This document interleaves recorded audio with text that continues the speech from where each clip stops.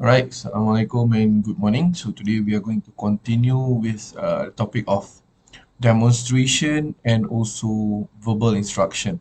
But before we proceed to that, uh, I need to inform you, re-inform you regarding your final project, okay, or your presentation. So for that, let's us move to here first. Okay, so if you take a look here, let's go to the scheme of work. Right. So in here, we have presentation and also assignment and report. So these two is actually interrelated with one another. So what are the things that you need to do? Okay, let's take a look at the assessment. Okay, so the individual assessment, which is the general critique, had been done. So we go to the presentation and report. Alright, so for your presentation and report, the thing that you need to do is you need to come up with one presentation recorded and one report. And that presentation and also report will be divided into three sections. Okay, so before we go to these three sections, let's take a look at the scheme of work first, and let's take a look at the topic. Okay, if you have a good look at the topic, okay, we have motor skill abilities, classification, measurement, neuromotor basis, sensory component, and attention. The first chapter up until the third chapter, okay, this is actually regarding motor control, means how we control movement of one, okay, how we control oneself movement, or how we control how people control their skill. So that is motor control. Okay, and then we go to the memory, we go to the defining and assessing learning, we go to transfer of learning. This is actually the part of motor learning, means how we learn new skill. Ada dua one is motor control, one is motor learning. And then when we go through, we have demonstration, we have feedback, we have practice variability, we have distribution of practice and also mental practice. These are the third part, which representing the part of practice, means the discipline of practice. So in motor control and learning, we can actually divide that particular code into three sections: motor control, motor learning, and finally practice. Ketiga bahagian. So in your presentation, in your report, in your final assessment, what you need to do is actually you need to come up with one athlete. Okay, find an athlete and try to talk or describe this athlete in terms of these three sections. Okay, so let's go to the first section. The introduction section, you need to explain, you need to thoroughly describe the sport that you choose, the athlete that you choose, the game that you choose in terms of rules and regulation, in terms of any related information. Okay, if you still remember what we have done in chapter 2, we have done task analysis. So that also need to be included in section 1. Means you need to segregate the sport into different parts, and based on the different parts, what are the abilities, what are the kind of movement needed in order to execute that part efficiently or fluently. That will be your first section. So for your second section, we go to stages of skill acquisition. Okay, tadi kita ada motor control, motor learning, part learning. So first section ni motor control regarding the first part, motor control, how you control the action and everything. So second part or second section, stages of skill acquisition. This is same as the second part of our code, motor learning, how we learn the skill. So in this part, based on the athlete that you have, you need to discuss regarding the stages of learning. Okay, the stages of the skill acquisition. You need to talk about the experience from novice up until the level of expert for that particular athlete. What kind of changes occurs? You need to justify all those changes based on Erickson. Okay, relate your justification to the 10 years or 10,000 hours of practice in order to become expert, and you can actually explain on what are the properties or what are the changes, what are the outcome, what can you have based on the expertise. For example, if you take football players, they have um, they tend to have the time, means they can make fast action, fast output. They can make changes accordingly. So talk about the characteristic of their expertise. Talk about the changes from novice to expertise in the second section. And the last section, the practice section, we talk about the discipline of practice, how we can distribute the practice, how the athlete distribute his practice in order to get the most from the practice itself. Okay, so on the third part, based on the sport chosen, you need to discuss how practice help increase the performance of the athletes, how their practice makes them move or change or evolve from novices to expert. So in that part also, you need to include some drills that can be implemented in order to the athletes in the three stages of skill acquisition. Means we talk about different practice regime from novice to intermediate and to expert. What are the changes? What kind of practice can be done to the novices? What kind of practice can be done to the expert? Ini kamu kena masukkan dekat section 3 lah. So you need to explain regarding several demonstration, instruction, and also some of the feedback strategy that always being used by coach in order to facilitate their practice session. And you can actually include figures in justifying the information, and that will serve as the third part of your report and also presentation. So the presentation is as similar as what you've been report, but in terms of presentation, you need to present the finding, not comprehend the reading itself.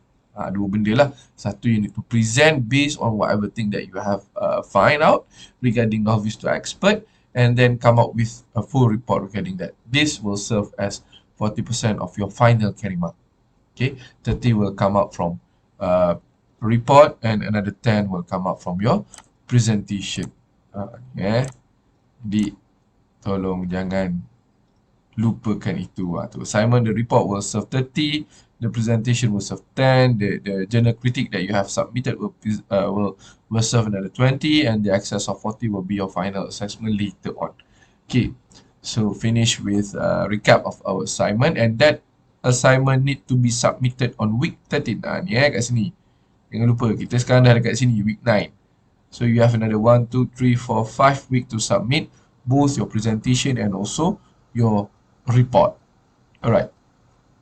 So let's let's go on to the topic for today. So the first topic for today we are going to discuss is regarding demo. Okay, demonstration and verbal instruction. What are the difference? What actually give effect comparing both demo and also verbal instruction? Okay, so this one. Alright. Yeah. Between demo and verbal instruction, these two is actually giving an instruction to the athletes. One in terms of visual, another one in terms of written or either verbal, but not conducting that. Two instruction. So demonstration is a form of instruction, but including a visual instruction. So you can actually observe the performance and hear what cues needed in order to execute the performance, comparing to instruction where you just either read the read the instruction or you hear the instruction without able to see the movement itself. Okay, so the concept of demonstration and verbal instruction, these two is actually methods. And towards the end of this topic, you are going to see that these two methods is complementing one and another. It is not distinct. Okay, demo and verbal is not distinct. It is actually complementing. So these two is effective methods of providing instruction to help a person in learning motor skill. So now we are going to embark in the journey of developing an athlete. So how we can actually give instruction to the athletes so that the athlete can actually execute the skill itself. All right. So first we go to the demonstration, right? As being said earlier, it is a method. So demonstration is an instructional strategy that encourages observational learning. Learn based on observing. Kita tengok. Jadi for example, if you try to remember again how you learn soccer, and now at this level, try to imagine you are learning a curve ball, a curve kick, okay, where one of the way in order for you to execute a curve ball is actually by observing somebody else performing the skill, okay, and another way is actually by hearing, by reading whatever being instructed by that person without ever looking. If we go back to our chapter of memory, okay, our chapter of memory, we have two distinct type of memory. One is known as procedural knowledge, another one is known by declarative knowledge. So verbal instruction is more towards declarative, while performing the action or demonstration is more towards procedural. And we know that person have tendency to have a good procedural with a bad declarative, or vice versa, good declarative, bad procedural. Pak. Jadi kalau kata coach tu good at procedural, when they try to declare how to execute the skill, you are not going to be at that par. You are not going to reach there simply because he is not good at declarative. And this is the reason why demo and verbal instruction is actually complementing. By doing demo, you are going to give verbal instruction along the way. But by giving only verbal instruction, some of you does not conducting demonstration. So you are lacking in terms of the images. Right? So demonstration versus verbal instruction. Right. So learning by demonstration is resulting from a direct observation. We observe the performer, either we observe our coach performing, we observe our senior performing, or we observe the expert performing. So when we observe all of this movement, okay, what we actually having is actually this one. Observer perceive the invariant features. Okay, in other words, we actually observe pattern dia. Pergerakan tu macam mana? Oh, nak sepak bola curve, we need to have a run up. Run up yang macam mana? That is invariant features. Contact yang macam mana? That is invariant features. Although whatever thing that you are going to conduct later is not going to be similar as being demo, but you have the idea what kind of action you need to conduct. That is demonstration. Comparing to instruction, if you just heard the instruction or just read the instruction, towards the end of the day, if you have a good ability to imagine, you can imagine, but maybe that imagination is going to be totally in contrast with what you actually need to conduct. Itu instruction. Lagi-lagi if the instruction is not clear. Okay. So demonstration also being noted or being known as modeling, and also observational learning. So the question of interest that people always ask is, when is actually demonstration is much more effective as an instructional strategy than some other means of providing information about how to perform the skill. So to answer this question, let's us return back to memory. Procedural, declarative, explicit test, implicit test. So if the skill is very, very hard to explain in words, okay, in words means this one is too implicit. It is better to do a demonstration. So that will be the answer. But if the thing is simple enough and can be described with a simple words, instruction should be sufficient. If the skill is very hard to conduct, yet possible to be declared, demonstration and verbal instruction will be sufficient to teach the skill. Itu soalan tu. When? So when demonstration is much more effective is when the skill is hard to be explained but easy to be execute. Meaning that declarative wise, no. Procedural wise, yes. And if that the case, conduct a demonstration. Although your audience unable to replicate, which that is not the point here, yet they have the idea on how to actually execute or conduct the skill. Example, you are not, you don't have any knowledge in handling kayak. Okay, let's say, go for kayaking. But you always observe people, or you know how to sit in the kayak, you know how to hold the paddle, and you know how to actually paddling. Although when you do that, you're going to spin around. Means you're not going to get a straight a straight paddling. You're going to go round and round and round. Yet comparing to those who does not have any idea, you're still able to paddle on water. That is the effect of demonstration. So how can you get all of those information? Invariant features. Features that you observe from the performer. Cuma performer tu tak cakap lah berapa kuat nak kayu, macam mana nak masukkan pedal, angle of attack, iaitu dia tak cakap. Yet, the action wise, you have the idea. That is what observer perceive from demonstration, comparing from instruction. Okay, so principle of demonstration, how we want to use demonstration and how we want to make sure demonstration give effect in terms of skill acquisition or motor learning. Okay, first, demonstrator should perform the skill correctly. If you perform the skill incorrectly, the observer is going to get all those invariant features and will execute as what he or she view. So kalau kamu tunjuk benda yang salah, they are going to replicate benda yang salah. And that makes a demonstration give a bad impact.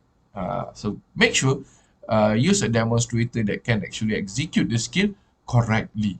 If you are not that far in order to execute, call somebody else who able, maybe expert athletes. Okay, and then it is the reason why is because all the observer perceive the invariant movement pattern of the demonstrated skill. If the pattern is correct, they are going to perform towards the correctness. If the performer perform it incorrectly, the observer is more keen to become incorrect. Okay. Alright. Other than getting invariant features, at the same time, when people observe a demonstration, they are going to actually getting the strategy. At the same time, they're going to be getting the strategy on executing the skill. For example, kita tengok we view, let's say, okay, kita tengok benda macam ni lah. We observe people playing Mobile Legend. Okay, we observing people playing Mobile Legend. Kita main, tapi kita tengok orang main. Kenapa nak tengok dia main? Strategy wise. So we know when to use what, where is the best lane in order to attack and everything. Dalam masa sama kita tengok macam mana orang main, kita juga dapat idea on how to actually place our player later on. That is the benefit, the second benefit of observation. Okay. So next question that always being asked is, can novice benefit from observing other novice? This will be answered by yes, it can. Okay, now, if we put novice with an expert, and we ask the novice to view and observe the expert, they have this, they actually have the sense that they need to replicate what everything that the expert do.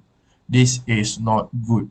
Okay, we try to have the parameters, but we are not going to replicate dia punya execution, because in order to execute as the expert, you need to have a good foundation as the expert, or else you are going to get, or you're going to be more prone to injuries. Jadi, if we place novice with novice, basically they can actually get a lot of benefit. Contoh lah, okay, I teach you how to shoot an arrow. So in order to shoot an arrow, there are 14 steps. Okay. So if we put novice and novice, both of these novice is actually at the same level. Dia pun tahu 14 step, dia pun tahu 14 step. Okay. Means that when they observe one another, and if they miss out a step or two, one of them can actually detect that, kamu skip step 7 dengan 8. So, but at the same time, there are no benefit of mimic or replicating. Means they are going to determine the parameters, and they are going to develop their own technique based on the parameters given. Comparing, if we put novice and expert, they are going to try to mimic or try to imitate expert. Itu dia punya negative effect. So it is better to put novice in or during motor learning process, where they try to learn new skill. Okay, and next one is about the timing and also frequency of demonstration. Okay, paling mudah timing dia. Proceed with demonstration first before practice. Means you show them, okay, today we are going to conduct skill A, and you perform skill A first. Let them have an idea what are the things that they need to do, and then leave them for practice. Jangan suruh dia buat dulu, because when dia buat dulu, there are some part or some level of memory being made, GMP being produced, and in order to tune that is even harder comparing to making a new one. So it is better for you, it is recommended for you to actually show them first how to execute, and then leave them for practice. Demonstration should precede practice. And frequency dia, instructor should continue to demonstrate during practice as frequently as necessary. Okay, sebanyak mana yang boleh selagi diperlukan. Means if they are not needed, you don't need to do any demonstration. But if you, when you observe your athletes performing and you see flaws, this is not correct. Demo, and demo. Okay, itu cara dia. Alright. And then how demonstration influence learning. Okay, ini simple. This is based on Albert Bandura theory, okay, modeling and social learning, where he said that people observe others and they try to be like that. Okay. So cognitive mediation theory said that when a person observe a model, when an athlete observe expert, they translate the thing that the expert conducted. They translate the pattern. Okay, they translate the observed movement information into memory code that form the basis of a store representation. They store all those things that they see into GMP. Itu benda paling mudah. Okay, benda yang dia tengok, dia akan store sebagai GMP. Right. Okay, means that macam ni. Katalah, kamu tak pernah main snooker. Okay, you don't have any idea on how to play snooker, but you tend to watch how people play. Okay, you tend to watch. Dah pernah tengok lah. So when people give you the stick, okay, the cue, without any instruction, you know what is the function of the cue and how to hit the ball. Although maybe the accuracy is not there, but yet you're able to hit the ball. That is cognitive mediation. We make GMP based on whatever thing that we observe. Apa yang tak ada dekat situ? The amount of force. Apa yang tak ada dekat situ? the angle of attack, all those, all of those apa ni, variable, all of those changeable variable is not there, but the pattern or the parameter on how to execute is there. Contoh lagi mungkin macam sekarang kalau kita nak repair kenderaan, kereta or motor, we don't have any idea how we can actually uh, get the engine off the bike frame, keluarkan engine daripada bike, daripada frame motor. Okay, nak keluarkan engine 125Z ni daripada body dia, macam mana? Tak pernah dia buat. So you observe from YouTube. Okay, you observe from YouTube, you observe from any other medium, Instagram ke apa benda, video related medium that you may have, and you're going to have some sort of mental plan on how to conduct that. Dah tengok dia buka screw, ada 4 dekat sini, 4 screw, tarik ke depan macam tu. That is the mental idea that you have based on observation. That is cognitive mediation. Kita observe, kita come up dengan GMP, and we are going to store the GMP. And later on, we go to the bike, we know which screw we need to loosen up and how we can actually yank the engine out of the bike. Ni demonstration. This is what we call observational learning.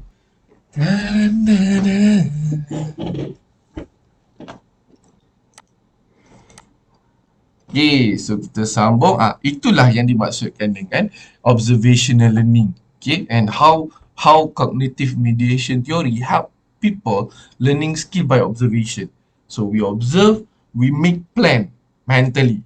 Okay, nama dia pelik kan? GMP lah tu, Generalized Motor Program. We make plan mentally on how to get to the objective, and then only we go to the actual and perform based on the plan that we have made earlier. So mungkin ada sedikit modification lah dekat plan tu, but you have the idea on how to conduct that particular skill, motor skill. Okay, so observational learning based on Albert Bandura, you have 4 different sub-process where we start with attention. Means we put attention to whatever thing that we need to observe. And then we go for retention. We go for conducting. Afterwards, we go for behavior reproduction. When we have conduct the action, we know there are flaws. Oh, force tak cukup. Kita tahu tadi kita nampak nak sepak bola, tapi bila kita buat, bola tu perlahan. So we go for behavior reproduction. We try to reproduce, re-replicate, make correction based on the actual execution so that we can have an enhanced GMP. And afterwards, we go for motivational process, where here we try to execute the skill as good as it can be, ataupun kita panggil sebagai we try to execute the skill as sound as possible. So motivation intrinsic or extrinsic lah. So we try to get the best outcome in order to get something, maybe winning the prize or whatsoever.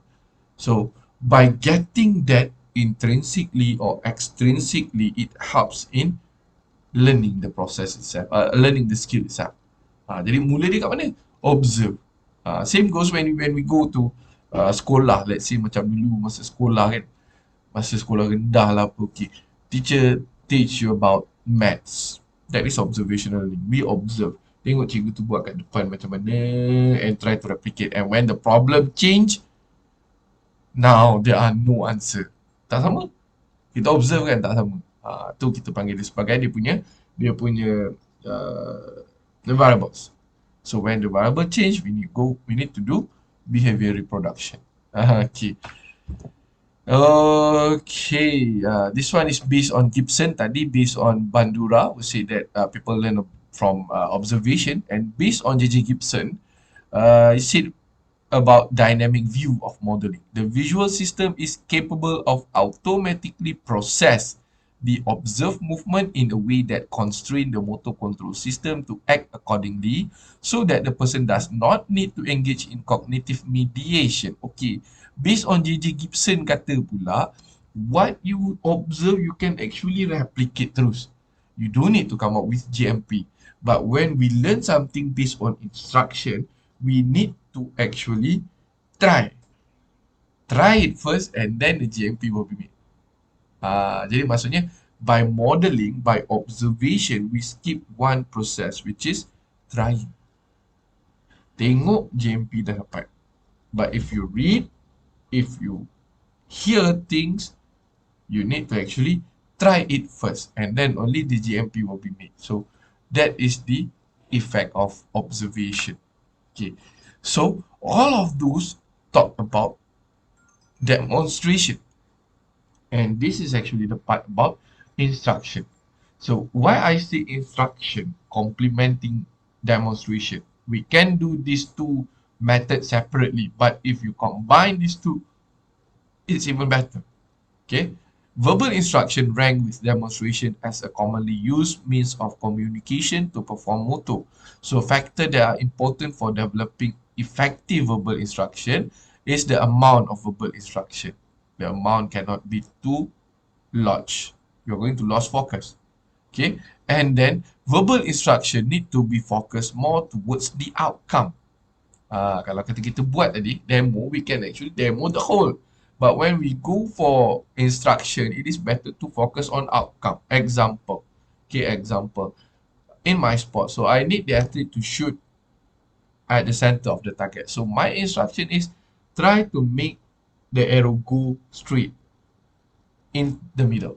Jadi kalau dia tembak tak kena in the middle, dia tahu dia kena buat adjustment. Instead of I talk about the adjustment.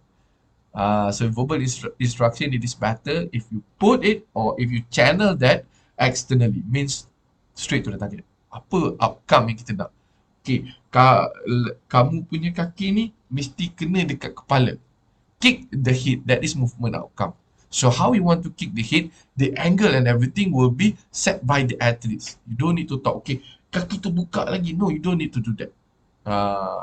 Buka sampai mana? Hit the head. Tu verbal instruction. Okay, hit the head. And then focus the attention on invariant environmental context, regulatory condition. Means you need to focus your audience attention on how to conduct and also what make it change. Example, okay, dia nak buat serve, dia nak serve bola tenis. So kamu akan cakap, okay, serve cross court. That is invariant feature, environmental. Serve cross court. Kalau tak, dia serve je lah mana dia nak. Tu maksud dia. Okay, and then give verbal instruction that influence goal achievement strategy. Okay, taekwondo. Nak sepak kepala. So, macam mana kita nak bagi instruction so that it influence goal achievement? Kepala paling banyak markah. Example. So, your athlete know that the instruction is actually to hit the head. Okay. And finally, when you use verbal instruction with demonstration, ensure that the verbal cue should be short, concise, and direct attention. Means pendek je. Wait, kanan. Wait, kiri. To cues. Okay. Bukan, okay, semua tengok kanan. Beralih sikit ke belakang. That is long. So, if you try to teach things and you give a lot explanation about it, it just become boring. So, make it short and sweet. Tu kalau cue lah. Alright, so that will be the end of our first topic, which is regarding demonstration and also verbal instruction. So we are going to take 5 and we are going to start again with our second topic in 10 minutes time. Thank you.